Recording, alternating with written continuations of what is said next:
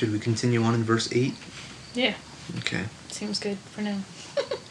Now when she had weaned Lo-Ruhamah, she conceived and bore a son. Then God said, Call his name Lo-Ammi, for you are not my people, and I will not be your God. Yet the number of the children of Israel shall be as the sand of the sea, which cannot be measured or numbered. And it shall come to pass, in the place where it is said of them, You are not my people, there it shall be said to them, You are the sons of the living God. The children of Judah and the children of Israel shall be gathered together, and appoint for themselves one head, and they shall come up out of the land, for great will be the day of Jezreel. Say to your brethren, my people, and to your sisters, mercy is shown. There's a lot that happened there.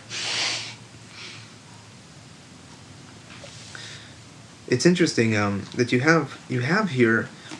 It's almost a contention with the words that, for you are not my people, and I will not be your God. And yet it says, yet the number of the children of Israel shall be as the sand of the sea. So it's almost like God is saying that very Pauline statement of, not all Israel is Israel.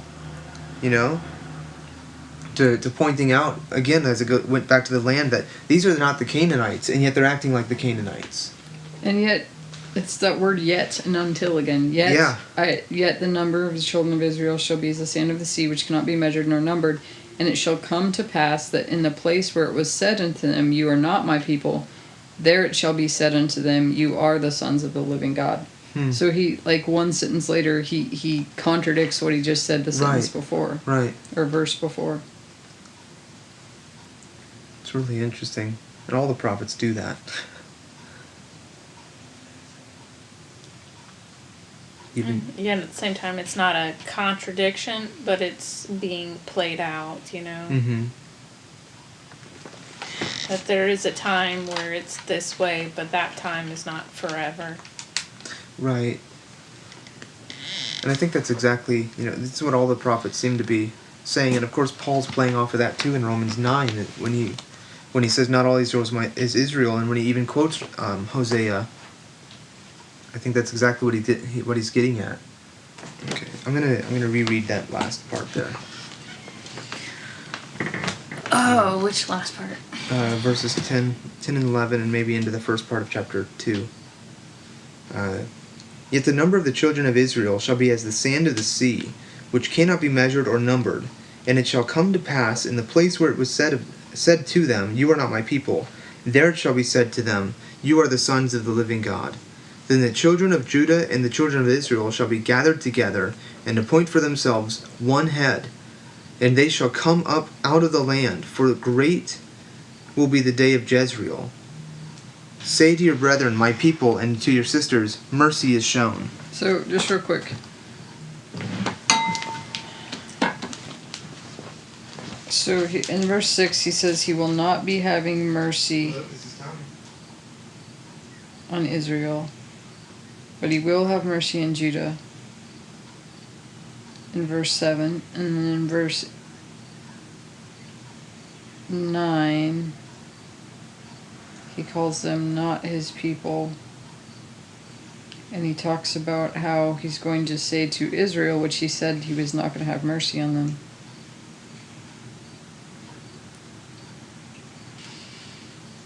So does that go to say that even Israel as the northern kingdom has to come into Judah and not under the name of Judah, but Judah being the people who are still honoring God in the place where God put his name, honoring because him. Because in verse 11 he sees the two of them coming together, and then in verse 6 and 7 he seems like he's treating them differently. Yeah, I'm not sure what to... So it does, it seems like,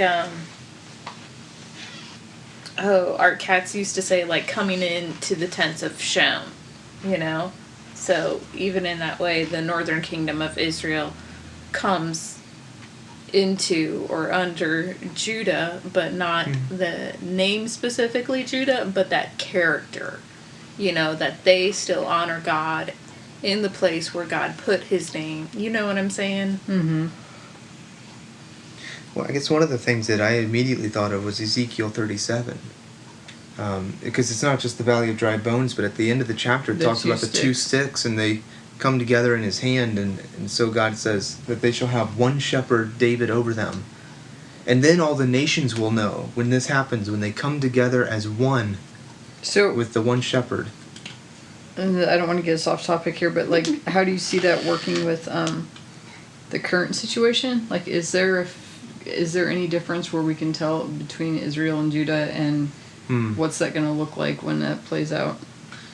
Any ideas? And I don't know that I have any answer to that. I don't want to say it's a I don't want to say it's necessarily an answer, but I guess one of the things that we've considered and pondered is if part of the people who have been coming back into the faith through Messiah, if these aren't necessarily some of the northern tribes. So yeah, if it's possible that the Lord is regathering in Messiah. I mean, because you never know. Like, the Lord certainly could work in that way if He chose that that this northern kingdom of Israel, who becomes scattered, or northern kingdom and tribes who become scattered, they become not a people, and in that way they become part of the Gentiles, And so it's not beyond God to, as He's bringing Gentiles in, He's actually also bringing in some of that Israel that was scattered. And of course, we don't know, but the Lord Himself is the one who remembers where they've been scattered and who belongs to whom. And again, that's not a thus says the Lord or anything, but just... would be an interesting conspiracy that the Lord might like to choose.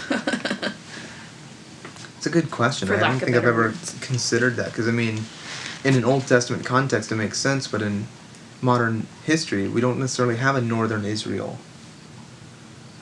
We certainly don't have one that we kept track of, that's for sure. I guess another way you could look at it would be there's the little Jerusalem, New York City, that you've got the Jews who are in the land, but then you have those who are still scattered abroad, that still call themselves Jews. They still identify themselves with and Judah. Don't recognize Israel. Right. I suppose there are those as well. Mm-hmm. Yeah, because I think the Orthodox or the Hasidic Jews, they don't recognize the state of Israel because they don't recognize the state of Israel until there's Messiah. Yeah, so they won't support Israel. I don't know. I haven't heard that one. I mean, I'm just sure that some of them do. Some of the Christians, I'm sure, do. Everybody loves a conspiracy. Okay. What do you think of this part in verse 11?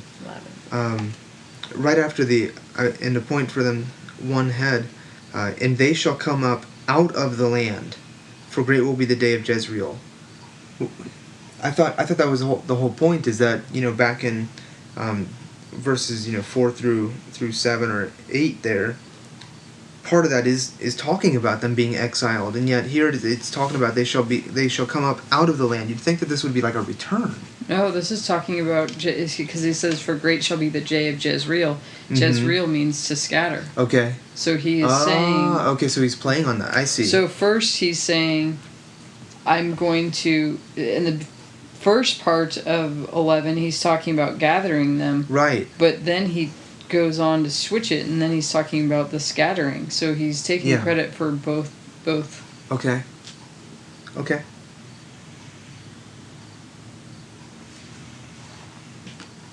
And I think maybe okay, so maybe this is not only talking about the final exile, but maybe this is talking about the apostolic call after the gathering, because great shall be the day of Jezreel, that he says he will sow them among the people, and so as the priestly kingdom that they are. Interesting. There's also a small chance that if you want to go back to, where did we see that in 3, that the land commits great harlotry, and if we want to say that these people have become so unspiritual that they're now in the land, they are dust, they've given up their heavenly calling, if you will. that they shall go up from the land is how I have it. But they're coming up, and not being that abase, acting like their previous neighbors kind of stuff, but actually coming up and being spiritual again. Up into their calling. Yeah. Yeah, because it's interesting, because 10 verses 10 and the beginning of 11 talk about kind of their restoration. Correct. And the end of 11 seems like it can either go back to another exile, or is that like the going up into their calling? So, well, at least 10 and 11 are making reference to that promise with Abraham and the forefathers. So it's like, even though right now I'm calling you not pitied and not my people, I do remember the promise I made with the forefathers, and I will keep it. There's at least that going on. Right. I can't help but notice at the conference, Doc had asked the question, "Where is there?" And I can't help but I remember Travis saying something about just read verse 11, and what does that say? But as I'm reading verse 11 now, then the children of Judah and the children of Israel shall be gathered together and appoint for themselves one head. And so I'm reading this, I'm thinking, now, are they appointing, or is this God appointing? But they shall be gathered together and appoint for themselves one head, and they shall come out of the land, for great will be the day of Jezreel. And I'm looking at this and I'm asking the question, is the there that's being spoken of truly the land of Israel, or is it this point where they are coming together and where Israel and Judah can put down the wall that divides? How blessed it is for brethren to dwell together, there shall I appoint blessing. That's exactly it. When that dividing wall of hostility is broken down and they gather together in unity as brethren, it's there underneath the high priest that the oil flows down Aaron's beard unto all of them. And Aaron being the high priest, being the one head over them, that he should be the shepherd who leads them. And could you, in part, then also be referencing to when they say "not my people"? We're talking about the division, theoretically, that started as David's coming back over the river after Absalom, and you had some of the abase people saying, what part do we have in David, And it started that kind of wicked seed that was planted and later allowed the people to separate with Solomon's stupid son. I would say it doesn't start with David, because even before David, way back with Moses, you have number 16 with Korah. And he's not content to be a Levite, he has to be the priest as well. And this Korah and Dathan and all of these others who gathered with him, they coveted the priesthood and said, well, what's so good about Aaron? In the same way that they would say, well, we have no part with David, or what part do we have with David? There's still that wicked seed, so to speak, that continues to go its own way, that says it's Israel and yet is not acting like it. And in that, with Korah, the land swallowed it up. Right, so there's probably not a redemption for him. However, I do see they say that you are not my people. Right. And it could be Korah saying to the other Levites or other priests, how come you get to be his people? You're not. It could be kind of a play on not my people, but I guess all I mean to say is just you saying, is it possible the seeds planted there? I think the seeds planted way back before that. Well, at least the enmity, right? If you the enmity, will. Yeah, that's exactly my point. Certainly, probably that division just goes all the way back to Genesis 3, but there's, I mean, in part, you still have the same question.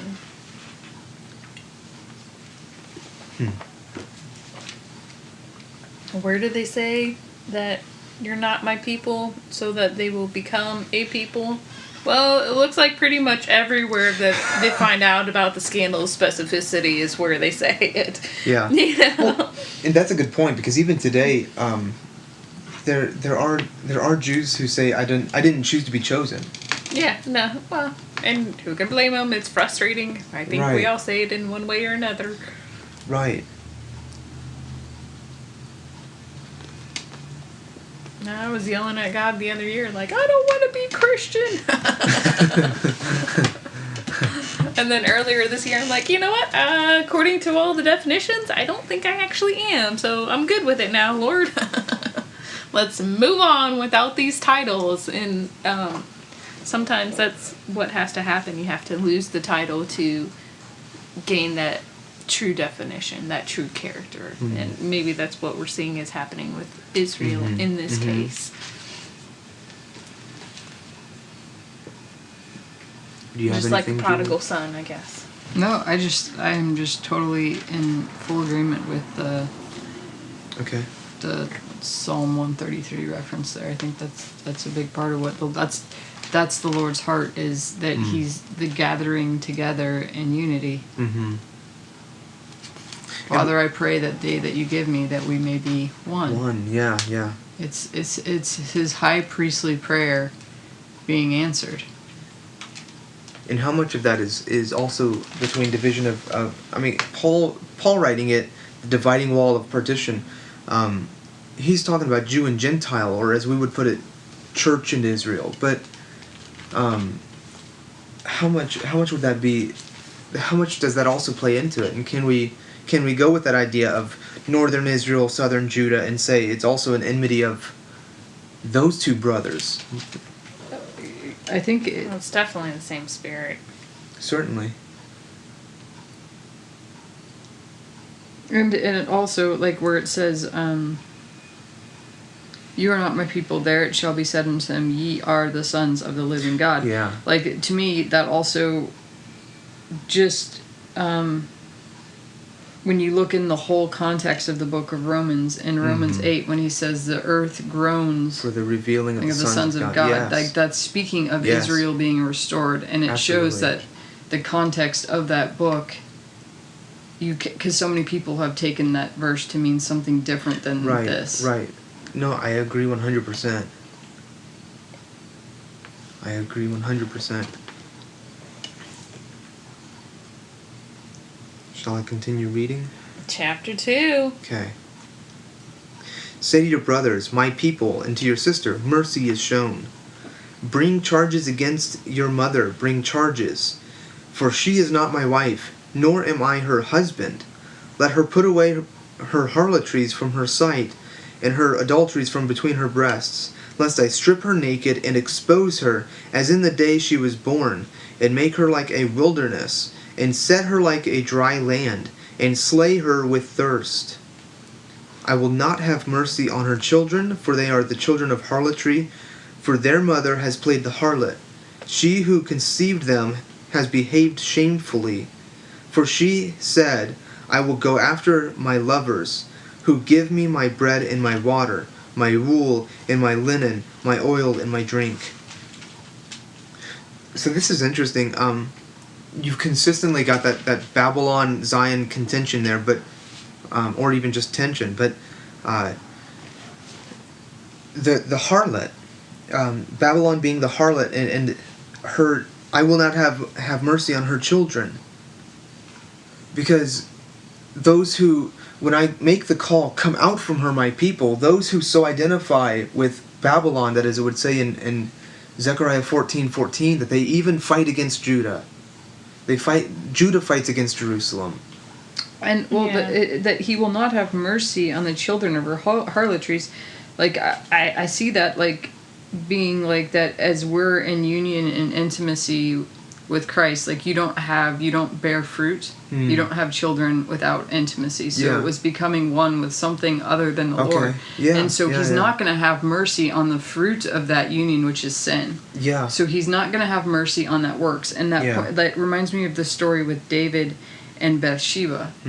Like, when David cried and he would not, the child that came out of that adulterous union was slain. But then later on, a woman or child with that same woman became in the lineage and the lineage of the seed. So, like, just seeing what the Lord is judging here is sin.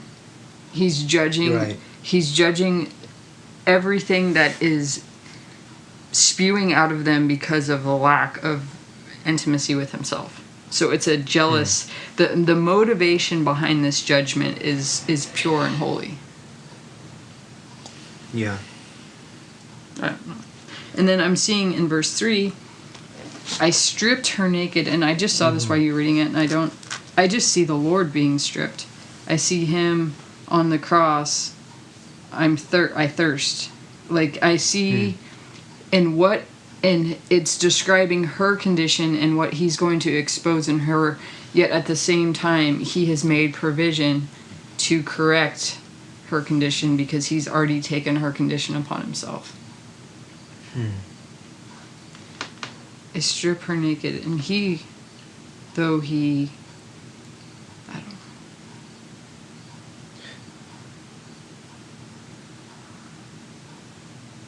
It's a really weird place in the heart of God that the two become one flesh. So you can't separate the husband from the wife. So that what it seems like the Lord is saying of this adulterous wife, which is Israel, and even that I will strip her naked, you can put that to Revelation 17 and see, He's talking about, in Revelation 17, He's talking about Jerusalem, He's talking about Israel, He's talking about that harlot, the adulterous wife, and yet, like you were pointing out there, it's Jesus, because He became one with he who knew no sin became sin. So right. he came down and met her, joined Himself to her condition, so that in Him becoming all that we are, we can partake of all that He is. For this reason, a man shall leave his father and mother and be joined to his wife. And yet you have in Genesis, all of the men remain at home and the wives leave. Did you ever notice that? And so here we have the pattern of God Himself leaving father and mother, so to speak, to be joined unto His wife, who He calls Israel, who He calls the Zion, and it's interesting. As with Israel, so with Messiah, and as with Messiah, so with Israel. Because the two are one. Interesting.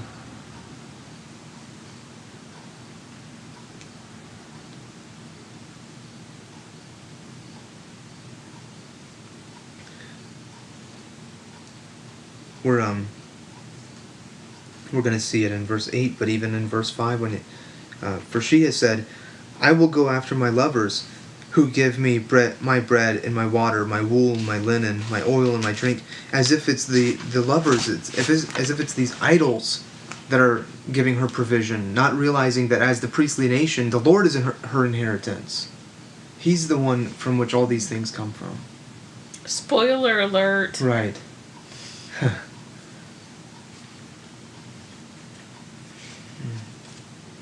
Therefore, behold, I will hedge up your way with thorns, and wall her in, so that she cannot find her paths. She will chase her lovers, but not overtake them. Yes, she will seek them, but not find them. Then she will say, I will go and return to my first husband, for then it was better for me than now.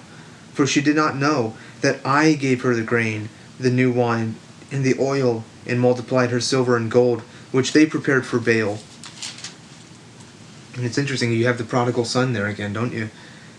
I will go and return to my first husband, for then it was better for me than now. And you have the prodigal son saying, I'm going to return to my father, because at least even the servants have bread. Yeah, it would be better to be a servant in his house than to live the way that I am. For she did not know. A high priest knows how to deal gently with those who are ignorant and out of the way. Father, forgive them, for they do not know. You can also move forward into Revelation, where I think there's two different churches that Jesus says, Hmm. you know, You're I've poor, seen you're what naked, you you're do, blind. but yeah, that's specifically one of them. But that which you say is alive, I call dead. And then he says to one of them, buy from me. Yeah. Get your gold from me, you know? Yeah. Get your clothing from me. Hmm. You didn't even know that you were naked. Yeah. How that happens, I have no idea. But, yeah, so, I mean, you have it kind of going both ways. And, of course, when he says something like, on verse 6, therefore I will hedge up her way with thorns. I don't know about anybody else, but I was like, oh, it's Isaiah in the vineyard, you know? The vineyard, it doesn't produce Chapter correctly, 5. so he just lets, like, the thorns and the briars grow in. And, you know, you combine that, and then you have, like, it sounds a little like the woman in Song of Solomon, where she's going out into the street, and she's, like, looking for her lover, and she cannot find him. And then she remembers, you know, and she finds him back in the garden. And in the same way, this woman says, I'm going to go back to my husband because it was better that way.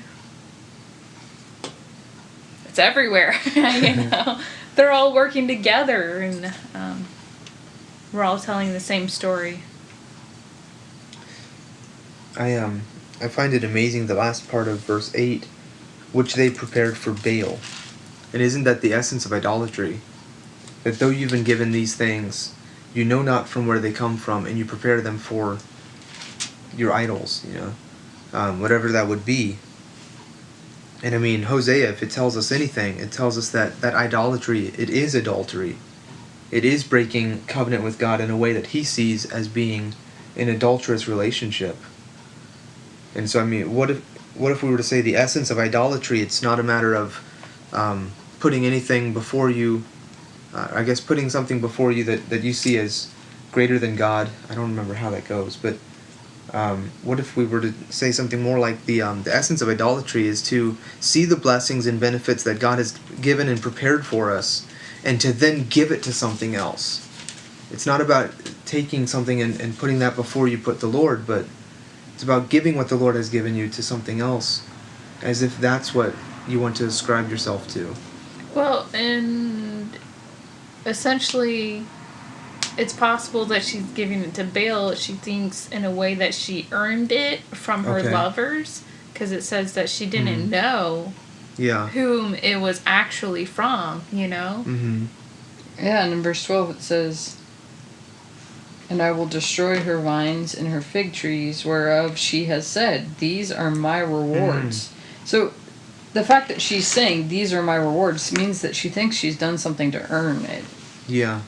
Or that she had to earn it. She didn't know that what she was receiving in love, Freely you know? given out of a heart that had no... And when you're in that place and you feel like you're not receiving love and you feel like you're not receiving respect and you have to earn everything, I mean, you do get an attitude. You do feel like it's mine. I can do with what I want. And if someone so much as wants to share, you feel like they're stealing from you because you've had to do everything and you have to look out for yourself, and, you know? And it just becomes this really... And doesn't that sound like the elder brother again? That I have slaved for you and you did not give me even a goat? Yeah. Or a kid, I guess. The kid baby goat. Just so we're clear.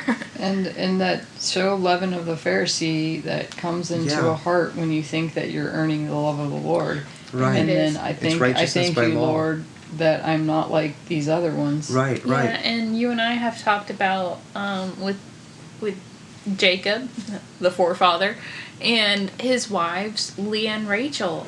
Leah names every one of her children like she earned it. Like it's coming to her. Yeah. And her name means weary. Rachel names her children, God has judged. God has helped me prevail. God has given, son of my joy. You know what I mean? Versus Rachel's like just she's taking it in, and it is all a blessing. And Leah is like, I'll trade you some mandrakes. I'll give you some mandrakes so that Jacob can come with me tonight. Like, I'm going to buy my time with him, and every son I produce is going to turn my his reward, affection yeah. over, is going to Yeah. win him for me. Yeah. So And in that, you poor also Jacob see... had no idea he was living it out before the prophets even spoke. He had no idea. Married and not realize who you until the morning? Like, I'm thinking there's only a couple ways that happens. And both involve alcohol. And a thick veil and darkness. Yes, or if their custom was the veil did not come off the whole night. I don't know. I wouldn't know. Let's not go there. Oh, I'm all out of juice. I was thinking about what you were saying there, though, with Rachel and Leah, and pointing out that, Leah is subscribing these things as almost entitlement, whereas Rachel, it's like the Lord has given over and over again. But you have with the two of them, Kimberly, you've mentioned this before, that with Leah, when she gives her handmaid, those aren't her kids, those are her handmaid's kids. She doesn't seem to treat them as, my sons are these that I've birthed, but my handmaid is not listed in that. But Rachel, when she ends up having another son or two, I can't remember at this moment, she doesn't even count the ones that came from her handmaiden. Right. But Rachel, who gave her handmaiden, counts those as her sons. Right. And the way that she names them and the way that Leah names her children, you see the difference in character. And it's like... But you also think about it, depending on the heart, what happens to a heart when someone is given something to you because you earned it or got a reward. What does that generate in a heart versus when you know you're undeserving and somebody gives it to you? There's a humbling that happens in the receiving one way, and there's pride that is puffed up in receiving another way. You know what I'm saying? Yeah. With a large generalization? Yes. Excuse me. And so, these are my rewards.